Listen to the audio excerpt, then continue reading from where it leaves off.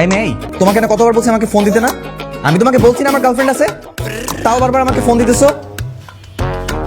Next time আর আমাকে phone দিবা না। বেয়াদব মেয়ে একটা। ফোন রাখো। স্যার, আমি কি আপনার প্রপোজাল অ্যাকসেপ্ট করেছি? না। তাহলে কেন বললেন যে আমি আপনার গার্লফ্রেন্ড? আমি কি তোমার কথা বলছি নাকি?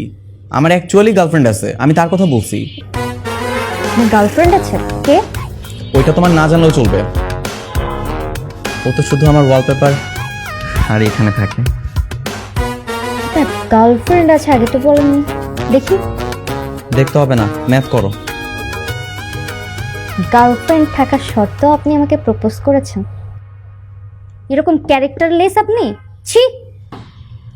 আহারে ঈশিতা, তুমি আমাকে এতদিন এই চিনলা? মানে? আমি তোমাকে প্রপোজ করতে যাব কোন দুঃখে? তোমার মা বাবা আমাকে বলেছিল তোমাকে প্রপোজ করার জন্য। তারা আমাকে এটাও বলেছিল স্যালারি ডাবল করে পে করবে। তার জন্য কয়েকটা দিন আমি চেষ্টা করেছিলাম। কি? শেষ পর্যন্ত আমার নিজের বাবা মা আমার জীবনটা ধ্বংস করার জন্য আপনার হাতে তুলে দিছিল? তো কি করবে? তোমার নিজেকে কি আহামরি সুন্দরী মনে হয়? তুমি তো দেখতে একটা ঢ্যাঁড়সের মতো। কোনো পাগলও তোমাকে গার্লফ্রেন্ড বানাবে না। আর আমার গার্লফ্রেন্ড দেখতে যেই সুন্দরী, তোমার থেকে হাজার গুণে সুন্দরী, ওরে দেখলে তোমার চোখ নষ্ট হয়ে যাবে, বুঝছো?